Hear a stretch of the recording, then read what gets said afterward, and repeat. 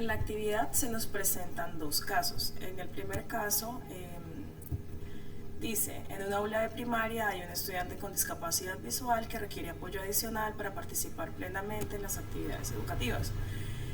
El estudiante tiene dificultades para leer el material impreso y para participar en actividades visuales como presentaciones en el tablero o proyecciones. Además, puede experimentar barreras para acceder al contenido visual y las actividades grupales. En el segundo caso, se presenta en un aula de secundaria. Hay estudiantes de diferentes orígenes culturales y lingüísticos que pueden enfrentar desafíos relacionados con la integración y la comunicación. Los estudiantes provienen de familias con diferentes idiomas, tradiciones culturales, experiencias de vida. Pueden enfrentar dificultades para comunicarse con sus compañeros y comprender el contenido académico debido a las barreras lingüísticas y culturales. Entonces se nos hacen varios planteamientos que primeramente dicen cuáles son las dificultades extras que tienen que superar las personas que enfrentan discapacidad. Esta respuesta es bastante amplia en el sentido de que va desde dificultades comportamentales, sociales, como en el segundo caso, que es la vinculación entre los distintos compañeros por ser diferentes, dificultades en el proceso de aprendizaje, ya que la mayoría de los maestros no poseemos completamente las herramientas para poder ayudar a las personas con discapacidad.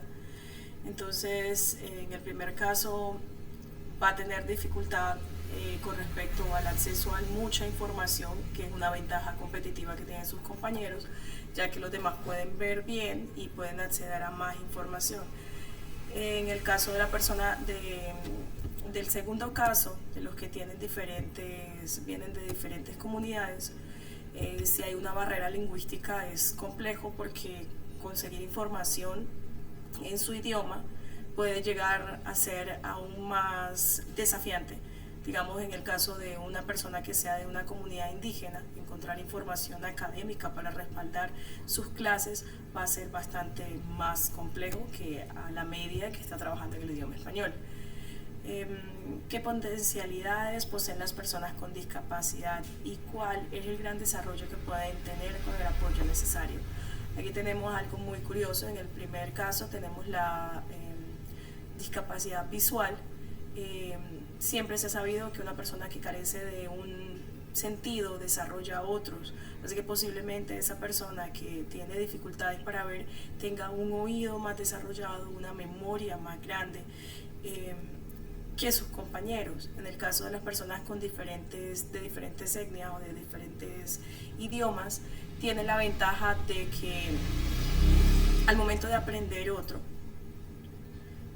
ya se vuelven personas aún más competitivas que sus compañeros. Incluso si no fuera el caso de comunidades indígenas, sino que tenemos un estudiante extranjero en un aula de clases, que ese niño viene, sea un proceso migratorio legal o ilegal, no importa el caso, el punto es que no hable español. Al momento de que ese estudiante va a hablar español, va a tener esa ventaja competitiva porque habla su lengua materna y la lengua que aprendió en clases. Ahora, la tercera pregunta tenemos: ¿qué acciones concretas plantea usted para crear un ambiente educativo inclusivo y accesible para cada caso en particular?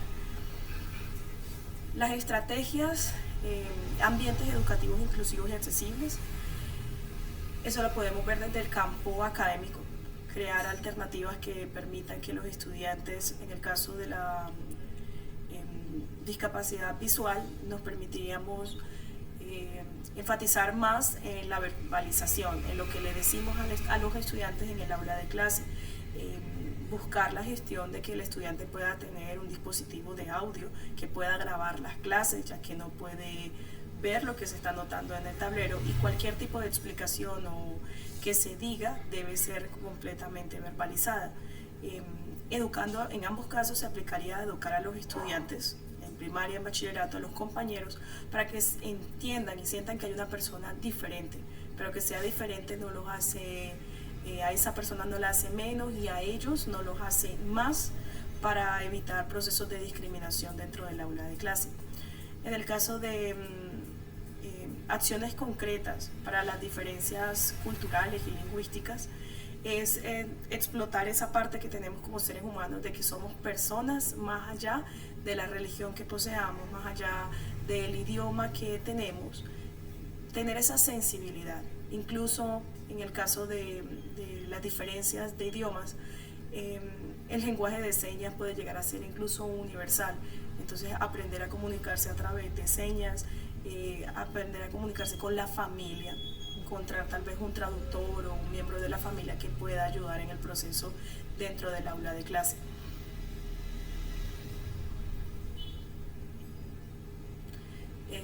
¿Qué tipo de acciones prácticas plantea usted para promover la igualdad de oportunidad y el éxito educativo de cada uno de los estudiantes de cada caso?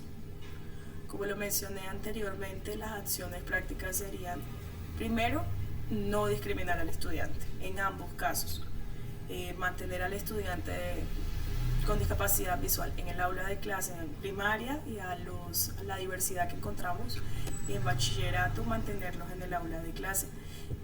Eso nos permite que los niños poco a poco se vayan adaptando y vayan entendiendo que tal vez sus capacidades son diferentes a las de sus compañeros, pero se sientan incluidos dentro del entorno escolar.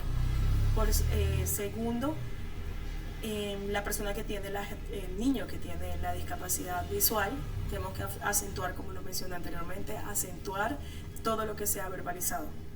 Cualquier cosa que se quiera decir, que se quiera hacer en el aula de clase debe ser verbalizada, debe ser explicada, explicarle a sus compañeros que también pueden hacer eso, incluso crear un vínculo entre algunos de los estudiantes o ir rotándolo con los estudiantes, de que se vuelvan como su asistente al momento de si hay una lectura o alguna actividad en el aula de clase, tener un compañero, siempre actividades en grupo para que el compañero le pueda ir leyendo, le pueda ir explicando.